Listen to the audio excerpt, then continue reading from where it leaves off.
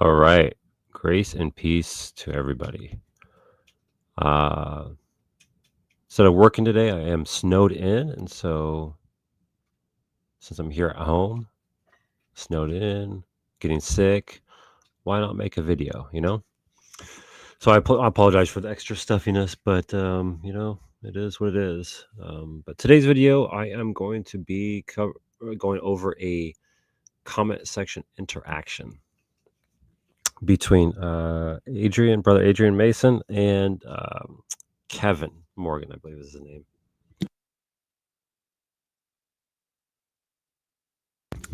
And the topic of the discussion is on Daniel 10 and who is Michael the Archangel in this chapter. And I would contend that Michael the Archangel, or just Michael, one of the chief princes, or the chief prince, in chapter 10 of Daniel is distinguished from the man in linen, clothed in linen, in verse 5 and 6 of chapter 10. And so we're going to go through and we're going to read, especially focus on the SDA, so Kevin Morgan's arguments in favor of Michael the Archangel being the man in linen in chapter 10.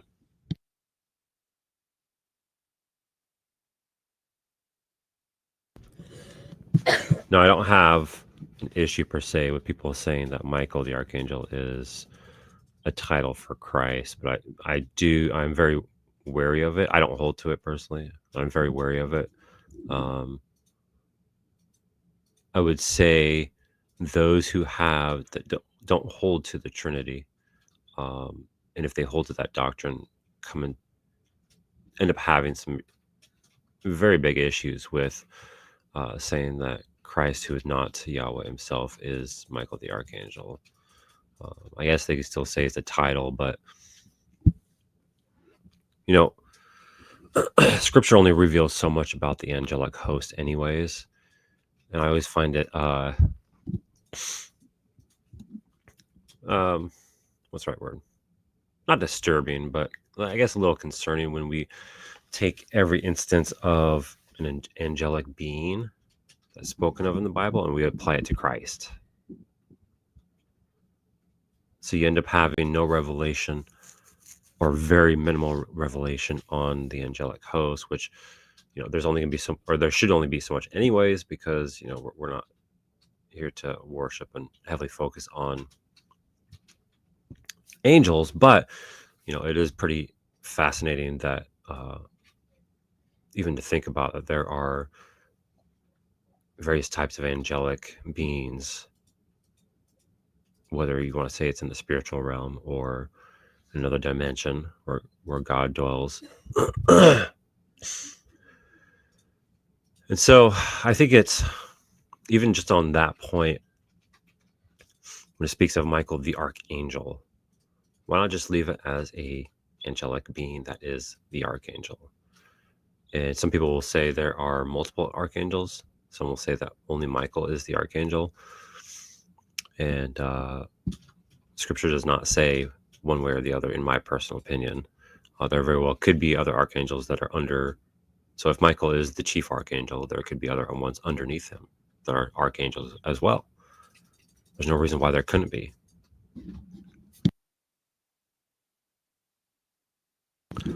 There's no, just on the title of the name alone, there's no reason that it has to be Christ. I understand that sometimes we can fixate on similarities, and we tend to assume that the word similar or similarities is a synonym for the same, for same.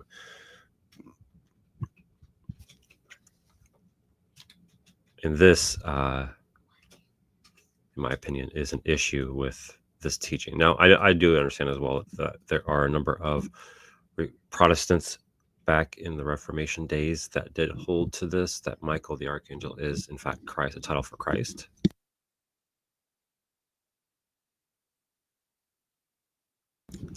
But when SDAs use that, they're obviously picking and choosing what they want to believe from the Reformer to support their position. I find it kind of not that convincing. Because one, I don't think the Reformers were right. Reformer was right on every single topic, especially when you have the task of doing a whole commentary on the whole Bible. It's a lot of information. You're probably gonna get some things wrong just because you're a human being. That happens. And then we're also, to a certain extent, the times that we live in will determine sort of, at least a part of it is this reason, but the times we live in will determine what we believe and how we believe. And so with the Reformers, that may be the case as well with this doctrine of Michael the Archangel being Christ. There's many factors that it could be. It's not just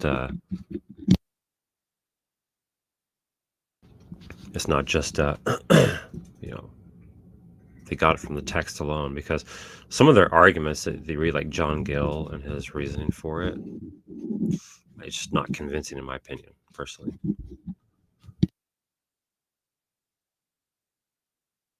Man, I could feel that sore throat starting to get back in my throat. But with the SDAs, the issue, or the ultimately the reason why they hold to this doctrine is because Ellen G. White taught it under inspiration. That's ultimately the reason why. They'll say, well, she was teaching according to Scripture. She got from Scripture, all that. But under inspiration, at the very least, Ellen G. White confirms this teaching as true. And so no matter what, they will hold on to it so long as they hold to Ellen G. White as being a prophetess of their church, of having the spirit of prophecy. And so this is the conversation that I'm going to go over. Let's see, where does it start? I'm not going to go through all of this, but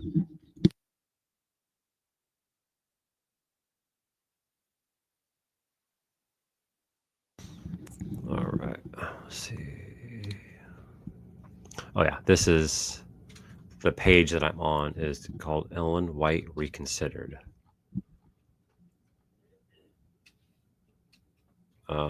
And this is on a community post of his from like 2, 3, or 4 days ago.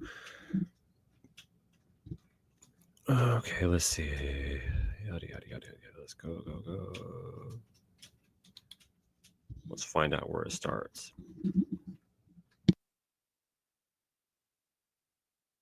I don't think Revelation 12 answers why Satan thought he could defeat his creator or why he rebelled in the first place. They read a lot into Revelation 12.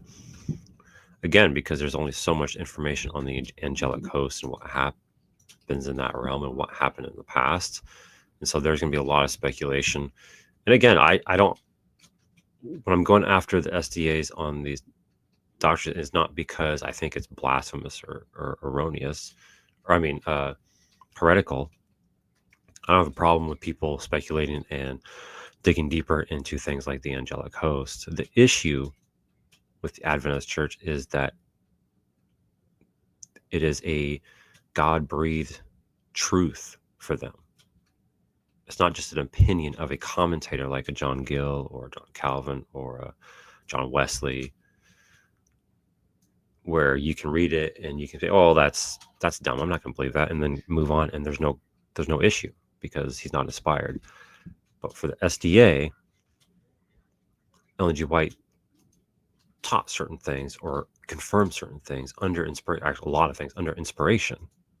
Thus, if you do hold to her as being inspired, you have to hold to that teaching no matter what. And that's always a test that I like to do with the Adventists when they claim to hold to sola scriptura, which sola scriptura defined is the scriptures are the sole infallible rule of faith for the church. Not the only rule of faith, but the sole infallible rule. And so if you can show, and I think you can, that Ellen G. White adds to scripture under inspiration, or if she interprets scripture in a wrong way under inspiration, and if they refuse to reject that error of Ellen G. White, then you know that they're not operating under sola scriptura, but they're operating under I forget the Latin. It's like the prophet alone is basically how I coined it. Is like solus prophetum or something like that. I forget the exact Latin terminology, but basically, ultimately, the prophet alone determines truth for them, whether confirming it from somebody else, whether teaching it herself for the first time, whatever the case is. And for Rome, it's sola ecclesia, right? It's the church is the ultimate say over everything. And so for the Protestant, it is sola scriptura. Now, okay, here we go. I think I found it. It's kind of getting sidetracked with my sola conversation. Okay, here. So we'll start here. So Adrian Mason says, read Daniel 10 and compare Daniel 10:6 with Revelation 2:18. I forget what Revelation 2:18. I thought it was Revelation 1. Let's see, 2:18. And the angel of the church in Thyatira write, and this is Revelation 2:18, the words of the Son of God, who has eyes like a flame of fire and whose feet are like burnished bronze, right? Exactly. In Revelation 1:14, we'll get to that. Adrian says, I would argue that Daniel sees Christ and that Michael, one of the chiefs or princes, helped Christ against the prince of Persia in Daniel 10:13. And in response, Kevin says, the Hebrew can be translated the first of the princes. Daniel 10:13 is Gabriel. Okay, so he's laying out his position. Okay, so he's basically saying that since there's more than one way to translate one of the chief princes, and he's saying it can be translated the first of the prince. Now, I heard this my whole life growing up, so it's a common argument in the SDA church. I would simply say, unless if Kevin Morgan is fluent in Hebrew, if he can translate and read Hebrew, then okay, we can actually consider this as a legitimate argument or legitimate position. If not, then there may be issues with it because he doesn't understand the language. So I'd be very wary when somebody says this when they don't know the actual language, which is why I rarely or never use that kind of argumentation, because I don't know the languages. Now, but let's assume that this is absolutely true, the first of the princes. Who's to say there aren't other princes under this first of princes, like a general with other officers underneath him that are ranking officers, like colonels and admirals and that kind of stuff? Why can't the first of the prince be a general? So like an archangel, so an actual angelic being, and then there's others under him. That makes a lot of sense, because if the Lord has angelic beings that he created, and they have, let's say, a similar setup to how humans have their hierarchies, then that means that there will be a chief angelic being with other chief angelic beings underneath him that may not be ranked as high as him in authority. That's completely legitimate to think about and to be a possibility, especially when there's such little information about the angelic realm in the Bible. There's more, actually, a lot more in Second Temple literature, and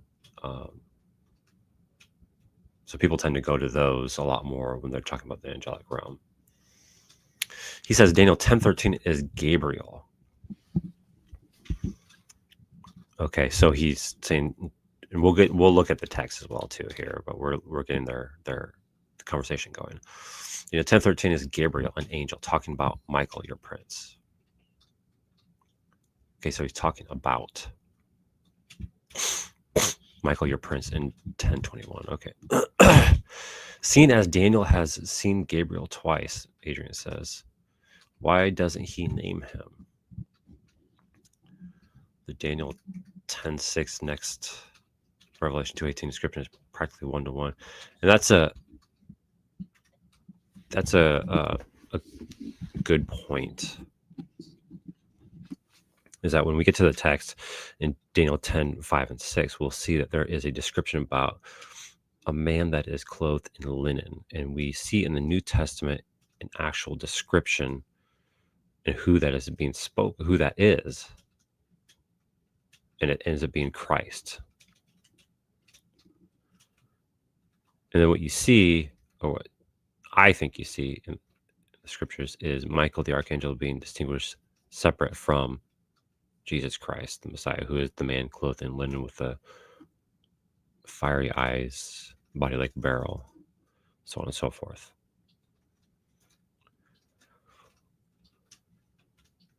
And it just seems to give the Bible a lot more creativity and depthness when you have this archangel who's not God, but rather an angelic being that is the chief over the other angelic beings. You know, they talk about, you know, the status of Satan in the angelic realm before he fell, and his status. And then when it comes to a being who's named as the archangel or archangel, they automatically want to say, well, no, that's not an actual angelic being. That's just Christ himself. All right. Adrian or Kevin says, that's a why that we don't have Daniel to answer. You know, full stop right there. Ellen G. White does this all the time. She answers questions that aren't even in the text. So why would you have an issue with Adrian asking a why question? He says, my guess is that when you see a celestial being,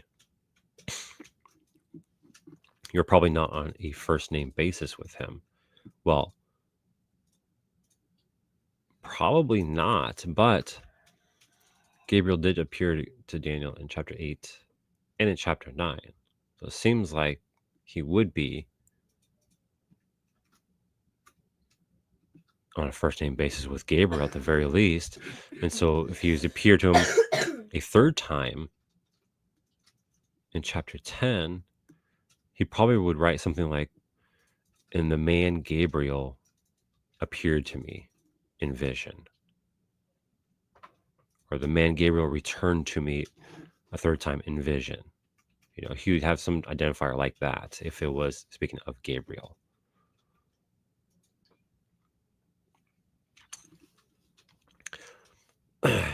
Kevin says he is sent as in chapter 9, and he isn't Michael as per verse 13.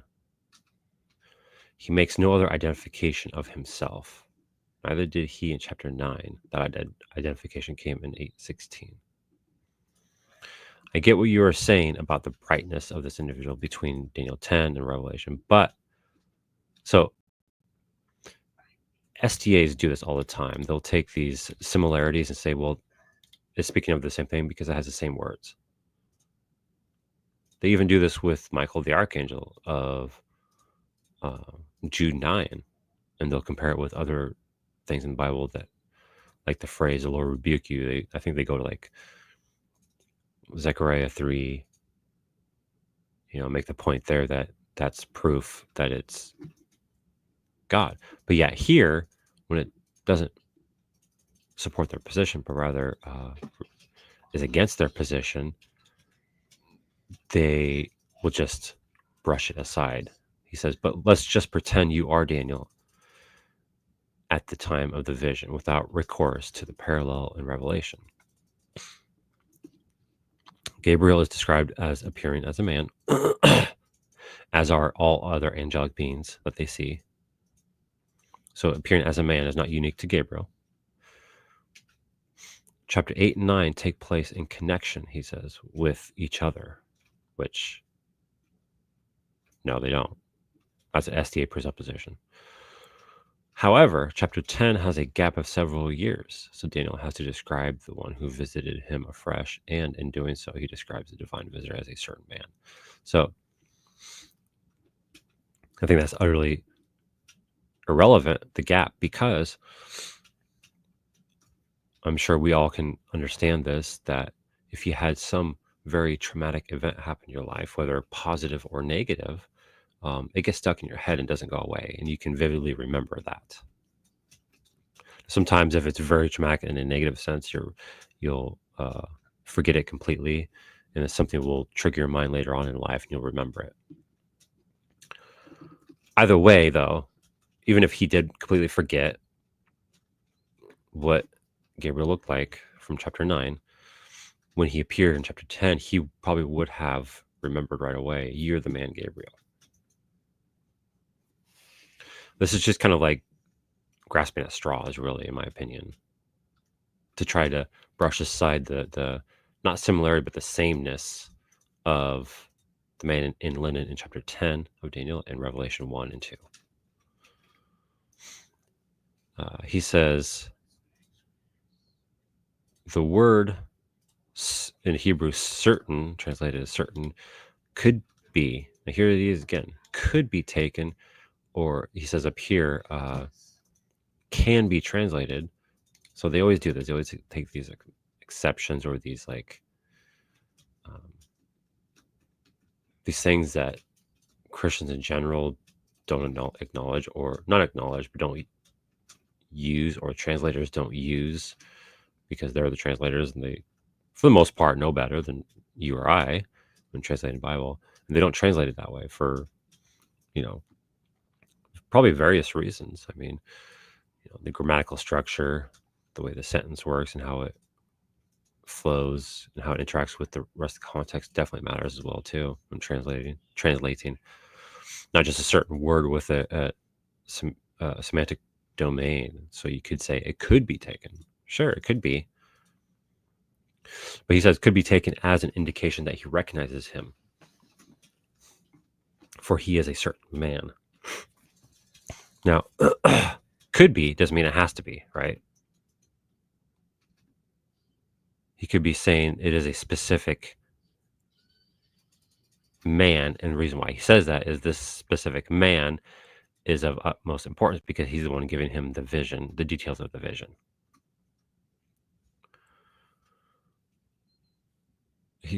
Kevin goes on to say, this certain man describes being sent and having come to make thee understand, which is a similarity of Gabriel, but of course, it'd be of anybody who is sent to give a message.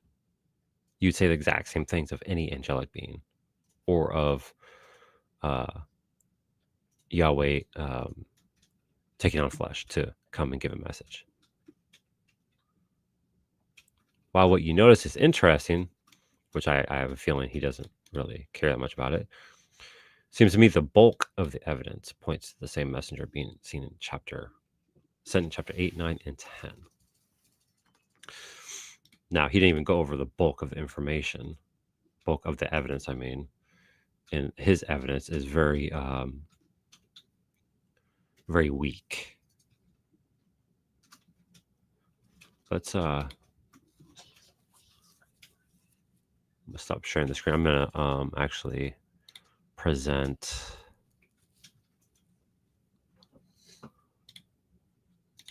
Let's go to the Eastward.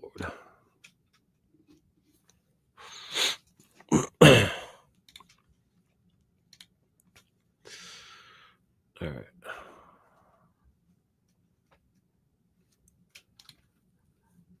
Grace, peace to you, Mike and Chris. Good to see you guys. Pray you and your families are doing well. Yes, let's connect for part 2. Yeah, I forget exactly when you're available. You just have to remind me, or I'll make a post and we can talk there. All right. So here is the link. I would say that proves that it is Christ. So it says here, Revelation 1:14, the hairs of his head were white, like white wool, like snow. His eyes were like a flame of fire. His feet were like burnished bronze. See, even I don't know if you guys can see that. Let me see if you can see this. So on this version, see the R16. Looks like you guys can't see it, but on my screen it shows references and it lists Ezekiel 1:7 and Daniel 10:6. So even this English, the ESV here, is seeing the connection of these verses to Daniel 6. And even up here, R15, it has Daniel 10:6, Revelation 2:18, and Revelation 19:12. Let's go to Revelation 19:12 real quick. It says, his eyes are like a flame of fire, and on his head are many diadems, and he has a name written that no one knows but him. Okay, so yeah, that's the eyes.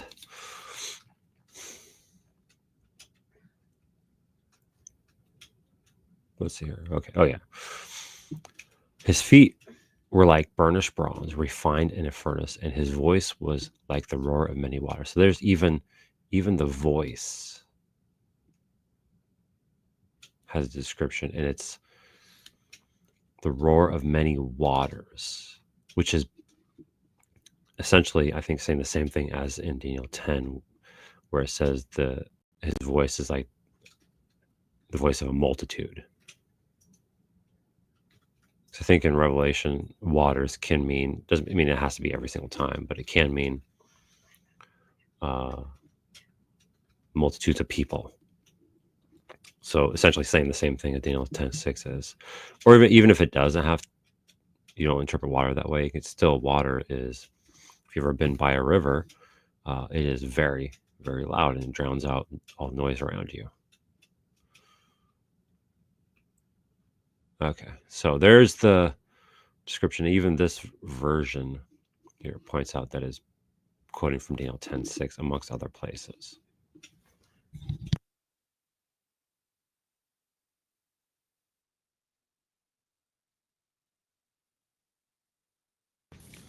Now, something I want to point out real quick. In Daniel 8, you have here, let's see here. Notice here you have the little horn becomes great, even as great as the prince of the host. So he's the prince of the angelic host.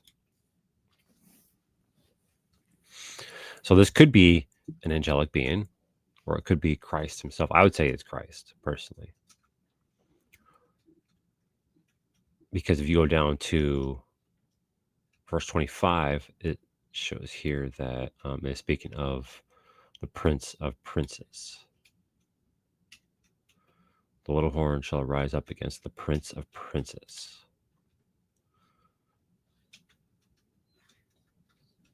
And then back up here as well too, in the place of his sanctuary was overthrown. So his sanctuary is the prince of hosts sanctuary. So it's most likely Christ.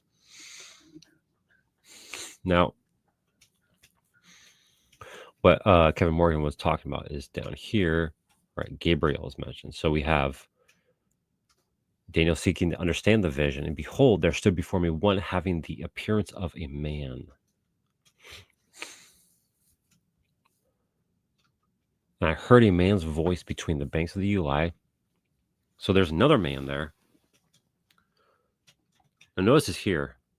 I heard a man's voice between the banks of the Uli, and it calls. So in other words, he's standing above the water, standing above the river, and which is the rivers between the banks.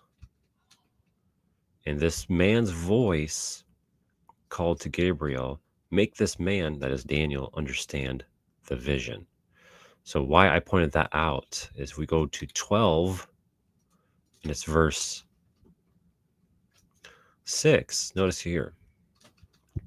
And someone said, and he doesn't know, but there's two other angelic beings, along with the one who gave him the vision, who's the man clothed in linen, and Michael. So he says, and someone said to the man clothed in linen, notice this, who was above the waters of the stream. So in other words, he's between the banks of the river. He's above the water or between the banks. So probably this man's voice between the banks of the Uli called out to Gabriel, so distinguishing himself from Gabriel and telling Gabriel to make this man understand the vision.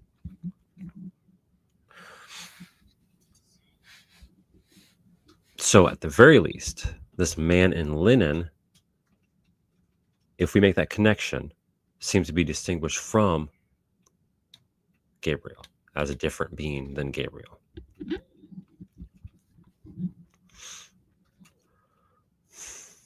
Okay.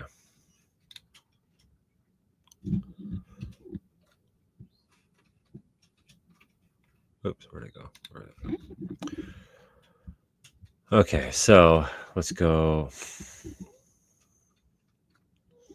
So Daniel's fasting, and he tells us when the vision starts.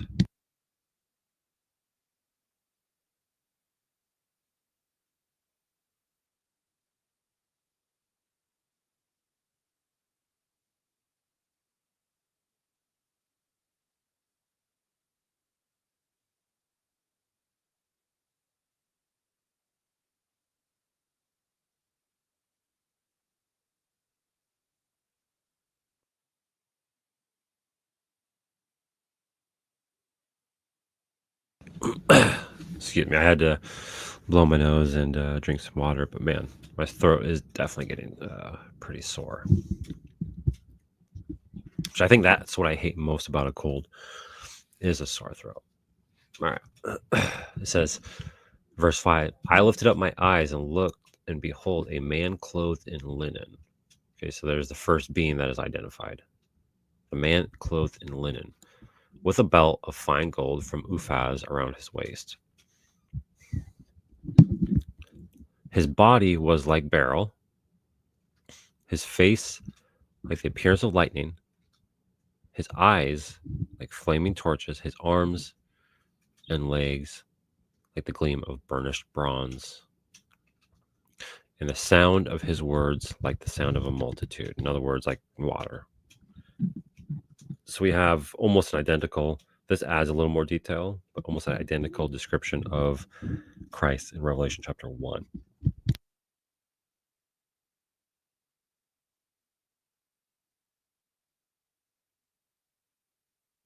Doesn't mean it has to be, but I think it's similar enough. And these kind of descriptions only happen so often in the Bible. Let's see. So, body like beryl, says Ezekiel chapter 1. Let's check out Ezekiel 1, verse 16. Now, as I looked at the living creatures, I saw a wheel on the earth beside the living creatures, one for each of the four of them. As for the appearance of the wheels and their construction, their appearance was like the gleaming of a beryl. Okay, so it's not even talking about angelic being, I don't think. Let's see where else it leads us to. Let's see. The body like beryl. Ezekiel 10. Let's see. Ezekiel 10, verse 9.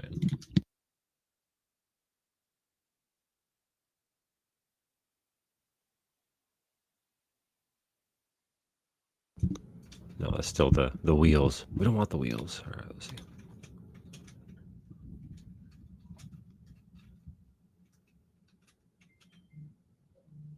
Yeah, I'm not sure. I know there's a couple other places where there's a man clothed in linen described in the Old Testament. I thought it was Ezekiel, but I could be wrong.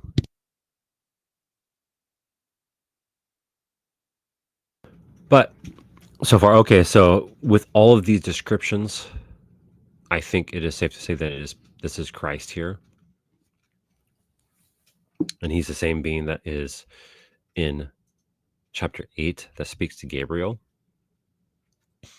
It says, and I, Daniel, alone saw the vision, for the men who were with me did not see the vision. So there's nobody else but Daniel around. And then this being he sees in the vision. Okay, that's important.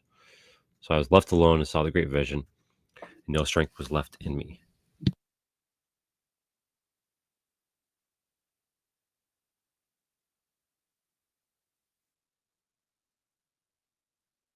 My radiant appearance was fearfully changed, and I retained no strength. And I heard the sound of his words. Notice, verse 9, I heard the sound of his words. Whose words? The only other person that we know of is this man in linen here. The sound of his words, like the sound of multitude. Okay. So we're going to assume that this is the man in linen. And as I heard the sound of his words, I fell on my face in deep sleep with my face to the ground. And behold, a hand touched me. So next we have a hand that touches him.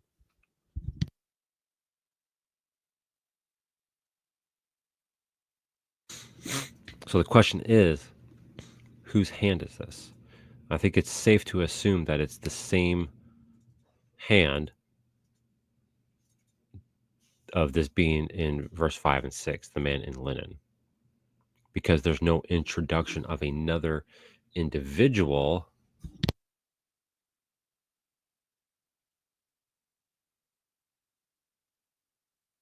I mean, you can assume it into the text, but it's not there.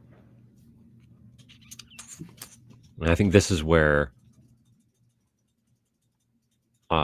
Kevin Morgan is saying where Gabriel comes in, and is in verse 10 right here. But notice that there is no transition that we see. There is no introduction of another being, so that has to be assumed into the text right there. So there's a presupposition that he is bringing to the text right here, is that the man in linen is not being spoken of anymore in verse 10, but it was in verse 9.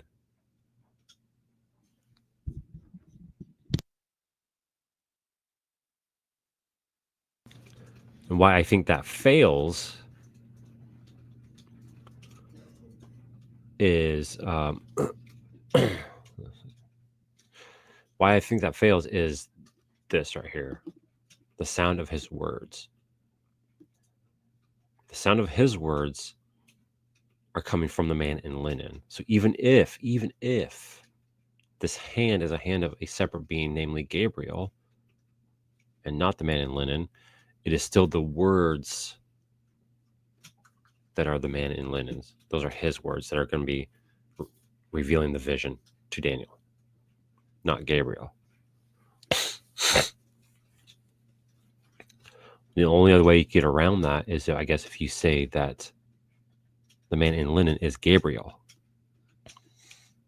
That would, in my opinion, create some issues, because now you have a created angelic being being described in the exact same way Christ is described in Revelation chapter 1. I'm not sure that's the best move to make.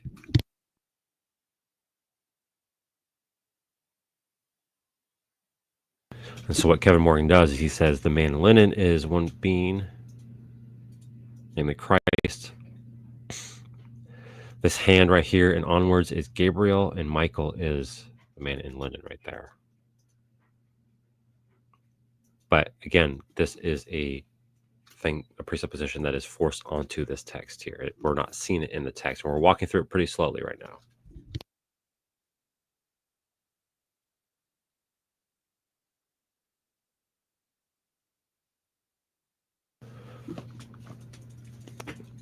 And notice here, verse 11. And he said to me, O Daniel, a man greatly loved, understand the words that I speak to you, and stand upright, for now I have been sent to you. And when he had spoken this word to me, I stood up trembling.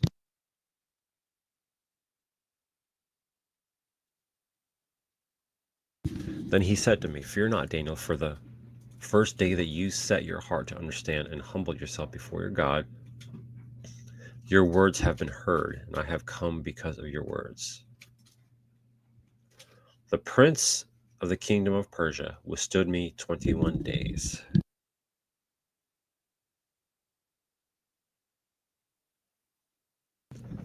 But Michael, one of the chief princes, or if we use his translation, the first of the chief princes, or the first of the princes,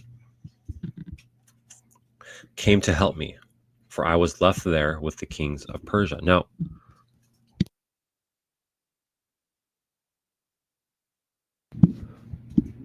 it seems like here, okay, so the prince of the kingdom of Persia is an angelic being, right? Because this is angelic realm we're speaking of here. So the angelic being, who's the prince of the kingdom of Persia, withstood me 21 days, but Michael, one of, or the chief angelic beings, came to help me,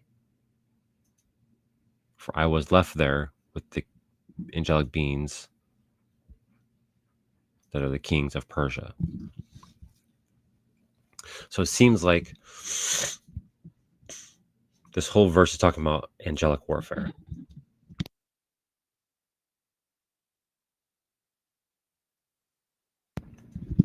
Now, it doesn't have to, you don't have to, because of that, say that Michael is an angelic being, but it seems like that could be the case. But I just want to point that out. And came to make you understand what is to happen to your people in the latter days. For the vision is for days yet to come. When he had spoken to me according to these words, I turned my face to the ground and was mute. So I'm reading through this because there is no, we're seeing that there is no introduction of another being, namely Gabriel, where we can make this connection that somehow Kevin Morgan made.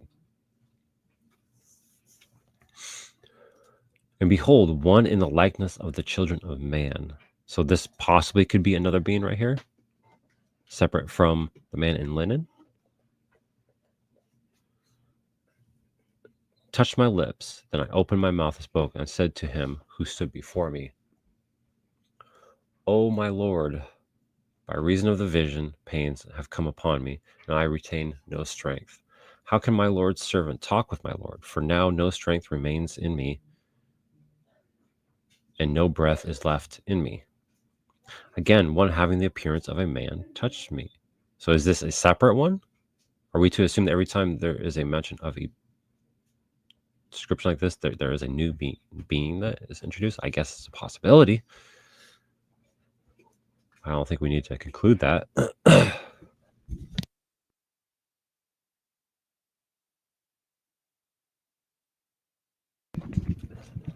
Touch me and strengthen me. And he said, O man greatly loved, fear not. Peace be with you. Be strong and of good courage. As he spoke to me, I was strengthened and said, Let my Lord speak, for you have strengthened me. Then he said, Do you know why I have come to you? But now I will return to fight against the prince of Persia. And when I go out, behold, the prince of Greece will come.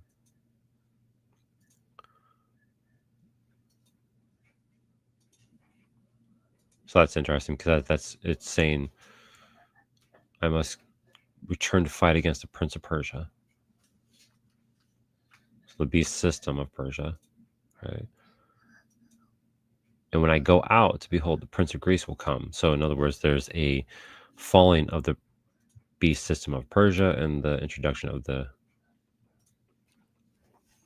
beast system of Greece, so the third beast. So we know when he goes out, back out to fight, there is going to be a transition that happens between the beasts from the second and third beast. But I will tell you what is inscribed in the book of truth.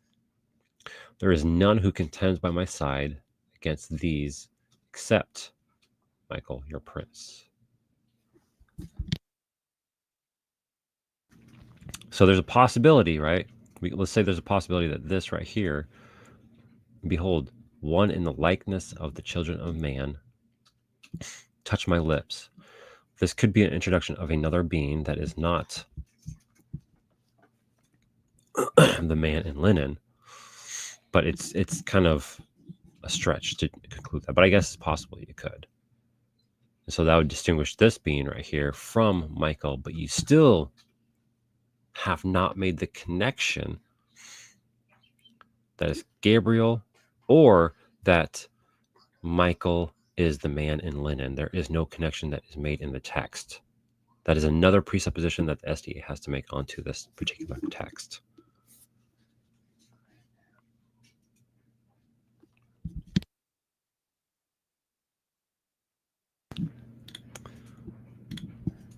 Well, that's a good point, because what we know about Gabriel in the scriptures, right, is he brings messages to people.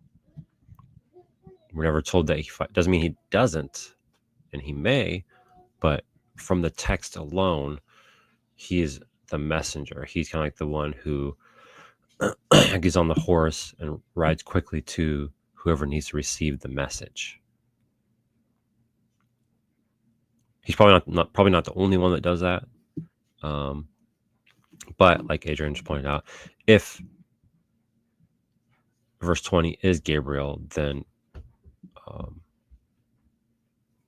that adds at least a new job description for Gabriel, one that we did not have before. So it's possible it's not Gabriel. Most likely it's not.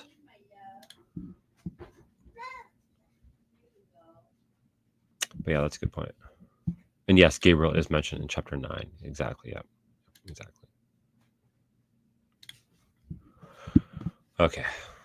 So I've kind of walked through this text and shown that there is no connection. There's no introduction of another being separate from the two.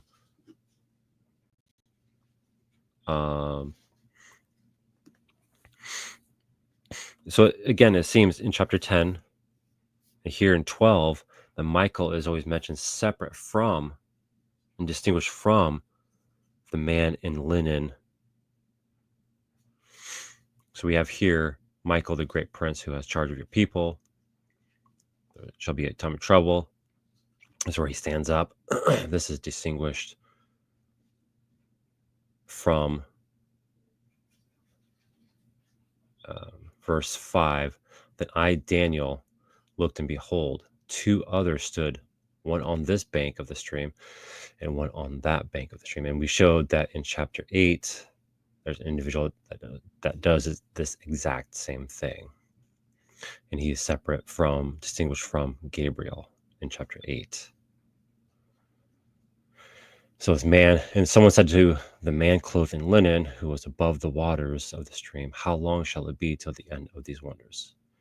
And I heard the man clothed in linen, who was above the waters of the stream, he raised his right hand and his left hand toward heaven, and swore by him who lives forever that it would be for a time, times and half a time, and that when the shattering of the power of the holy people comes to an end, all these things will be finished. Kind of like that raising of the right and left hand swearing means that like it is set in stone. It's going to happen.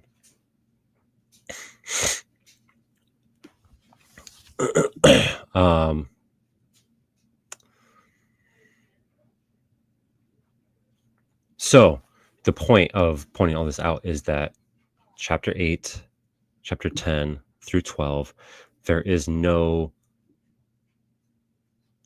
in the text is showing a connection that the man clothed in linen is Michael the archangel, or Michael the first of the chief princes, or one of the chief princes, however you feel like interpreting or translating that phrase.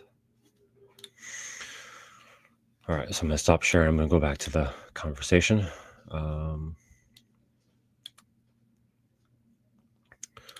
Okay, grace and peace to you, Kevin Morgan. Glad to see you here. Just saw this topic and wondered if you were involved. I was going to comment, but because of who I am, I don't comment much in the comment sections. I'd rather just do a voice interaction, and you're welcome to listen to it and respond, or however you feel like doing it. If not, if you think what I'm saying is dumb or just not that important, then you don't have to respond. Not a big deal. Doesn't bug me either way.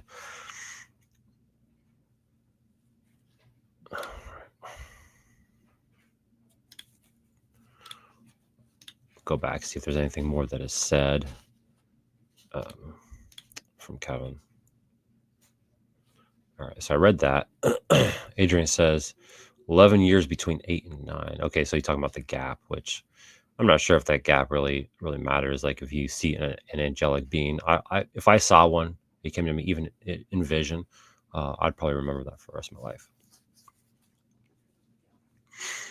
Any chance that you may see a similarity between the one that instructs Gabriel to tell Daniel the meaning of the vision, 8:10:8, or in Daniel 8:16, and the man in linen of 10? Why not? Kevin says, why nots are often unanswerable, which is not wrong. I mean, we can ask all kinds of questions about anything all day, and not everything will be answered no matter what. It's just how it is. All we can deal with is the evidence that is, which is in the scriptures, right? Because if we're going to form a doctrine,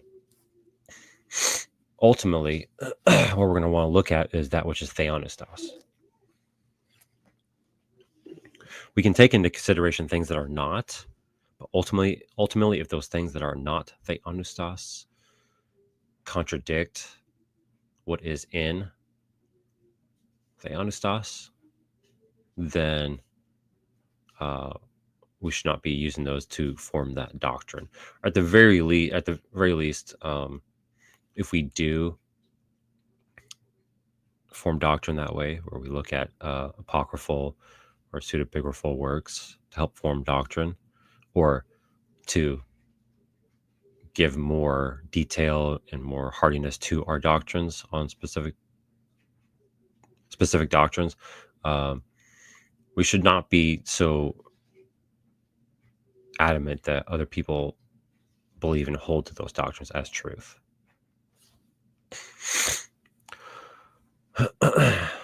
Kevin says, by the way, when were you going to pull SL 49.3? Okay, so Ellen G. White quotes, I assume.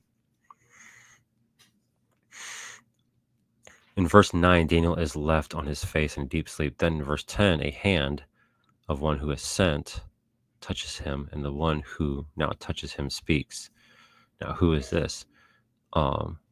See what Adrian says. Adrian says, interesting reference, is that agreeing with me on Christ in Daniel 10 then? Looked that way to me.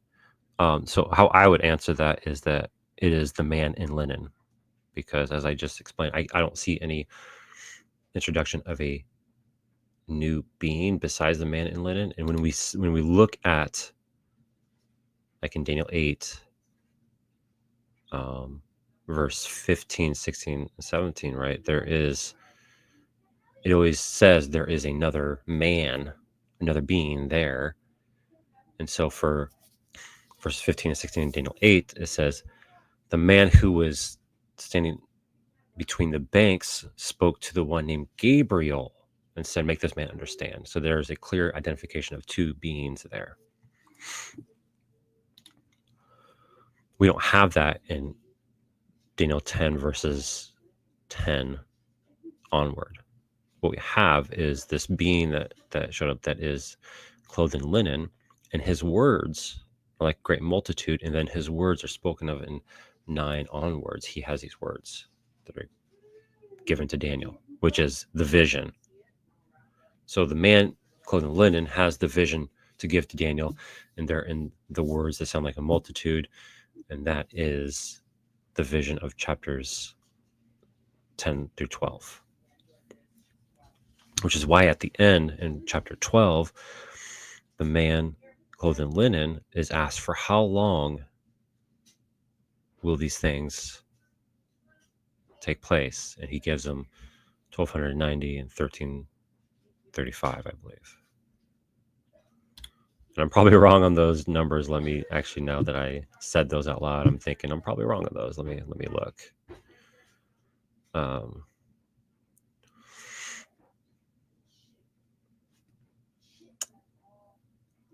Yeah, 1290 days and 1335 days. Okay.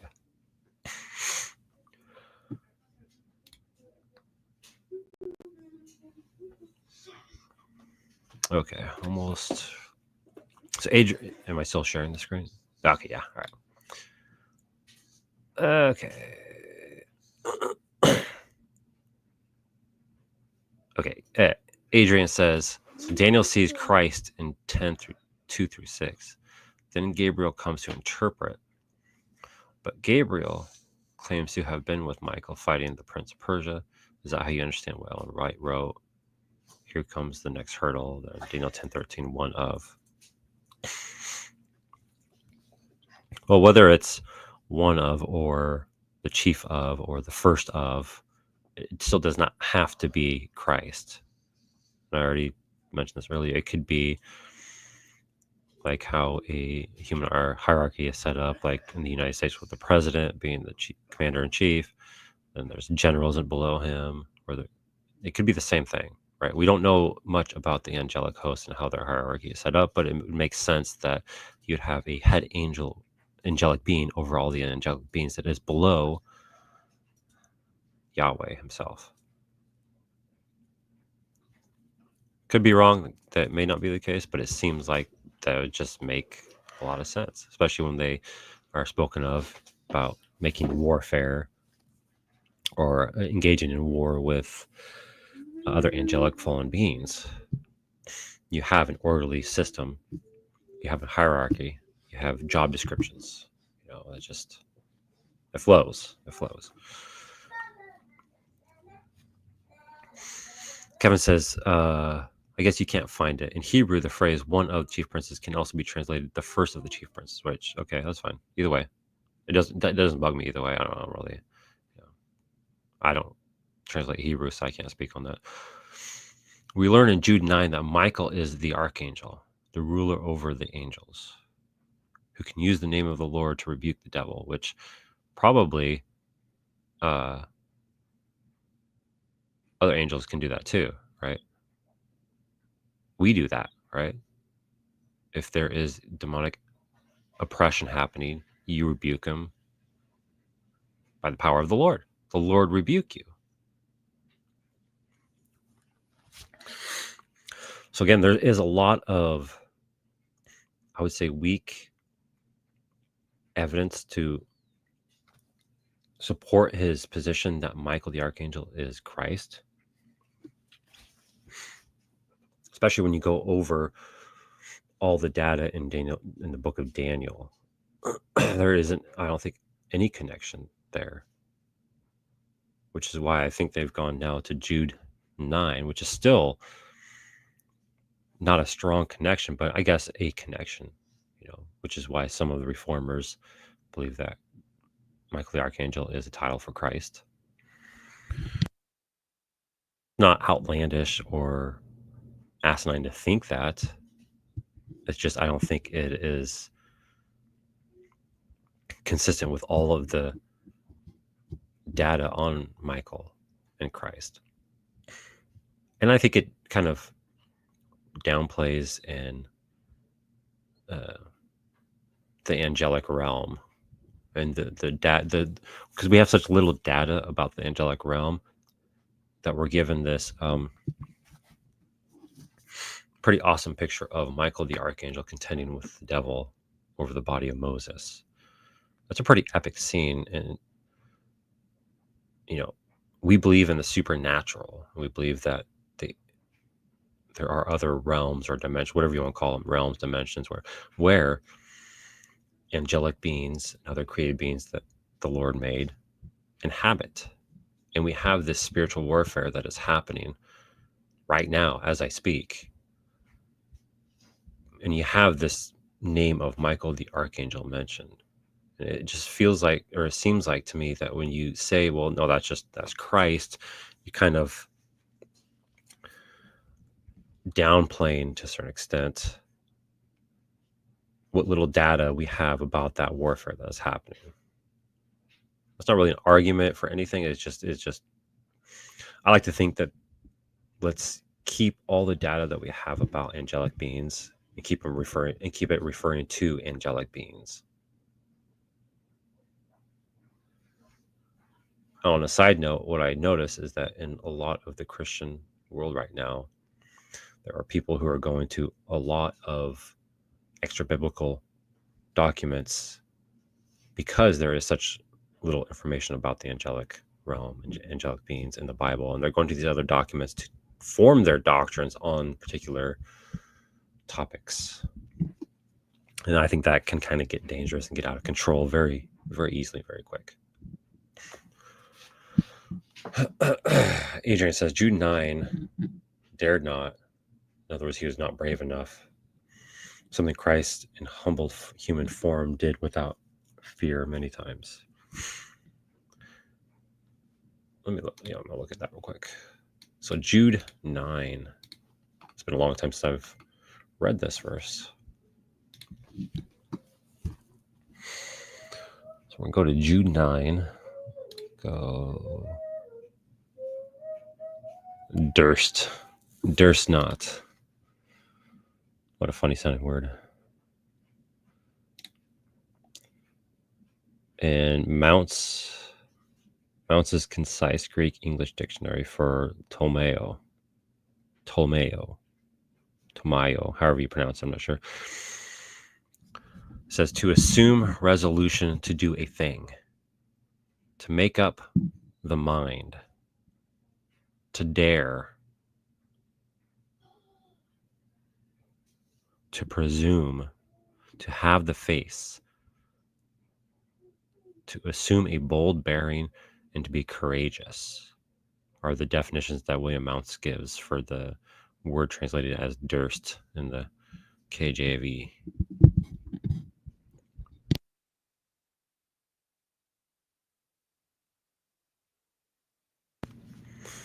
All right. He did not presume, Kevin says, to pronounce a blasphemous judgment. Check around. Tomeo means venture. How did Jesus answer the devil in the wilderness? He proclaimed the word of the Lord. Does it not bother you at all just how many unlikely word translations are needed to uphold these doctrines? I mean, that is a concern when you have to go and make exceptions for all these words to create doctrine. I think there's some issues with the doctrine. That in and of itself doesn't mean it's necessarily wrong. I would just say be cautious about that doctrine and maybe reasons why they have to do that.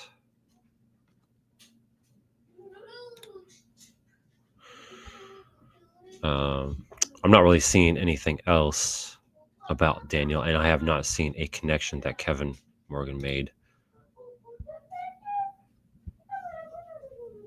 in the book of Daniel to say that the man clothed in linen is Michael the Archangel. So it ultimately is a doctrine that is built on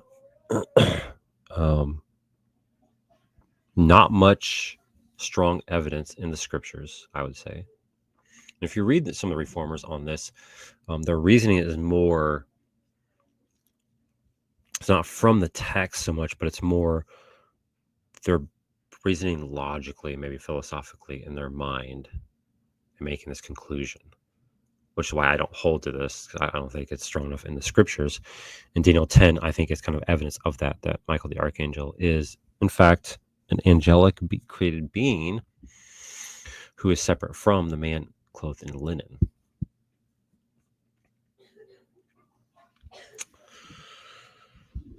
All right.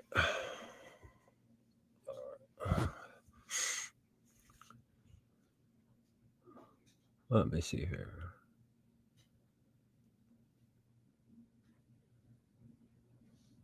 Let's see here. I think maybe possibly, but I did the kind of the refresh type of thing. Kevin said, I assume I had it all figured out and that I wasn't attempting to understand the passage with you, Adrian.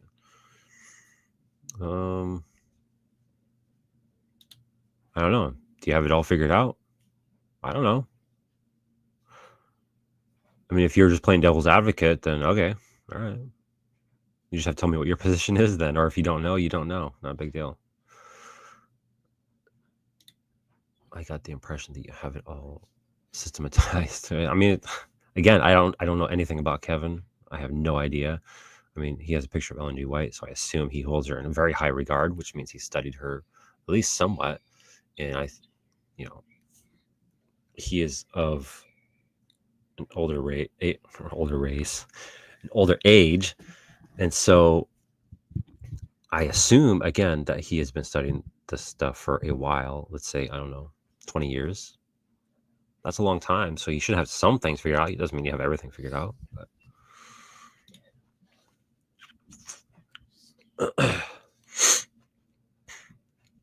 I acknowledge the uniqueness of the phrasing between Daniel and Revelation, which I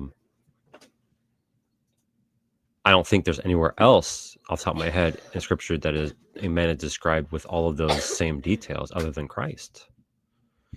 I think it's safe to assume that that is Christ himself.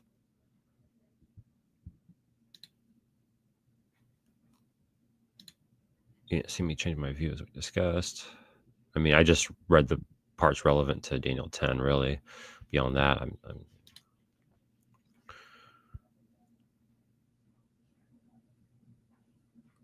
I do a lot of historical research. When you reconstruct history, you got to know what is flexible and what is not.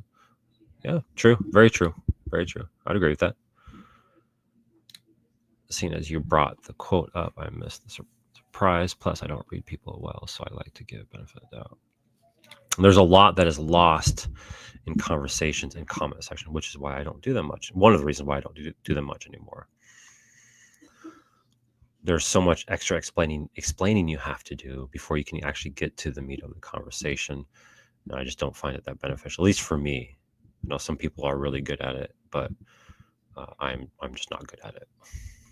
So with that being said, that was my review of the interaction that Adrian Mason and Kevin Morgan had on Daniel chapter 10. I am not convinced that in chapter 10, Michael the archangel is the man clothed in linen, and I do believe the man clothed in linen, whether it is Gabriel or Jesus, which I believe is Jesus, they are not one and the same. And I think the evidence shows that in any way, shape, or form. In fact, it seems to show that they are separate. There's more evidence in the book of Daniel that they are separate beings.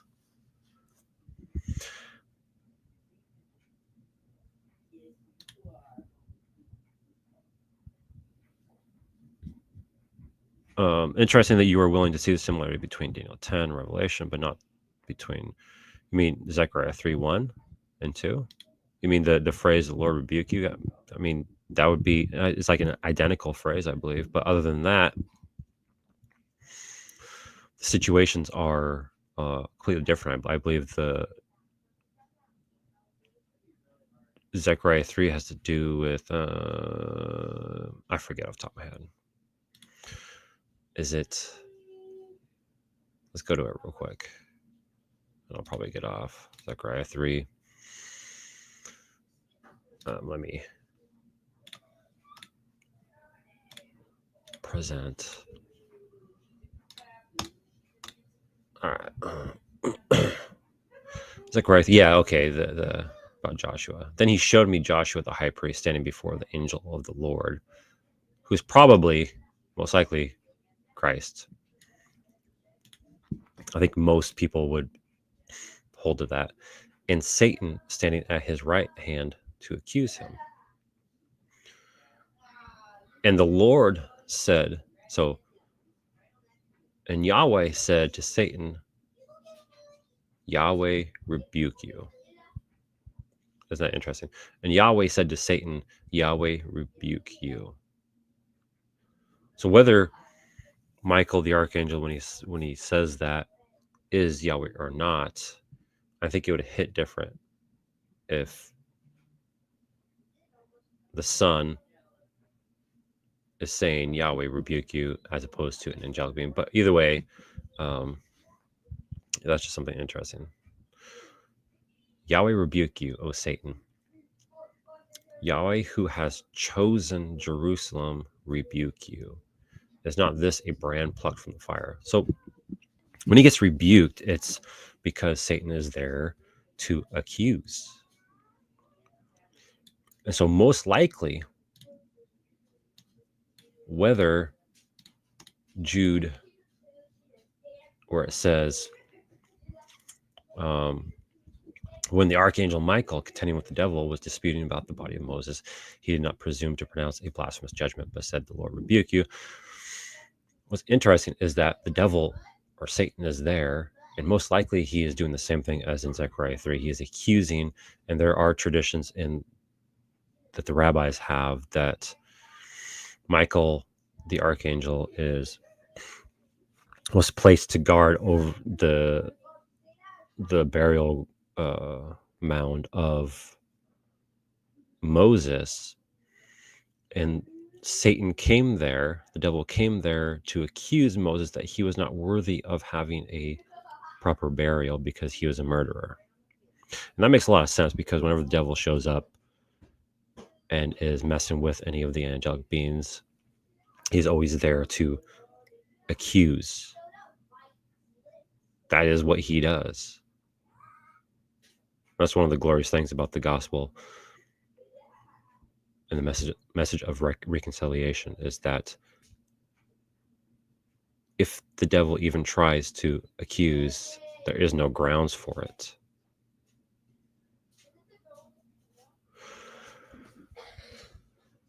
All right. I appreciate that you see the similarities. So why did the Lord in Zechariah only say the Lord be? I don't know. I have no idea.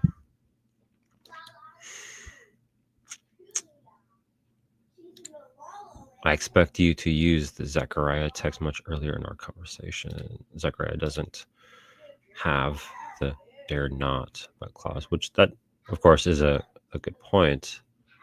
The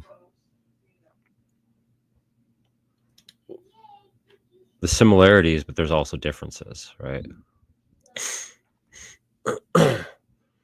When Michael contending with the devil, was disputing about the body of Moses, he did not presume to pronounce a blasphemous judgment. But he said the Lord, and that's an interesting thing. Would the pre-incarnate Son ever presume to pronounce a blasphemous judgment? It sounds like something more that a created being would say, or that would be said about a created being, as opposed to Yahweh himself.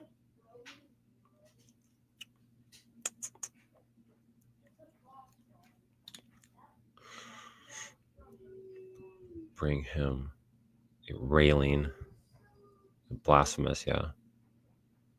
So, blasphemous, slander. So he wasn't going to slander, railing, reproach, blasphemy. Okay, yeah. Accusation.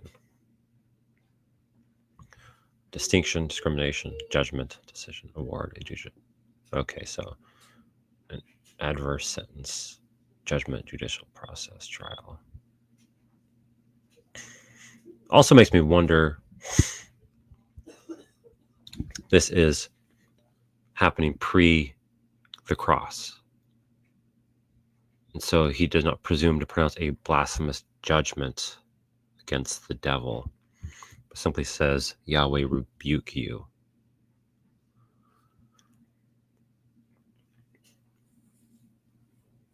That judgment or that trial cannot take place yet, because the cross has not happened. Christ had not won victory through his death, burial, resurrection, and ascension. Maybe there's something there with that. I'm not too sure. But either way, this seems to be referring more to what an angelic or a created angelic being would not presume to do. What is it? Psalms 135. Whatever the Lord pleases to do, that he does. And that's a paraphrase. It's not exactly how it's worded. But yeah, the only similarity is this phrase right here, which is, I think it's the same word for word. And so I'm not sure what else you're trying to say, unless if you're saying the connection between that phrase means that it has to be the exact same being. In other words, the angel of the Lord has to be Michael the Archangel, because the same phrase is used. I guess a possibility, but I don't, that alone is not convincing enough for me. But if we use similarities, then of course right? Daniel 10, the stunning similarity between the man in linen and Revelation 1, 14 and 15 of Christ. So if we take one similarity, then we take another, and then we still have issues because then the man in linen and Michael are the same, and they seem to be two separate beings in Daniel 10 through 12. But with that being said, you've been studying this recently. I have not. No, I have not. It's been a while since I've studied this. But anyways, that being said, I am going to get off because I am definitely getting sick. My throat is pretty sore, and I appreciate everybody who has hopped on here live. Adrian, Kevin, Chris, Mike, grace and peace to each and every single one of you. I pray your families and you are doing well and are kept through this. If you have a snowstorm, kept through it, kept safe. Enjoy your weekends. Enjoy your Lord's Day or your Sabbath, whichever one you keep. And with that being said, God bless.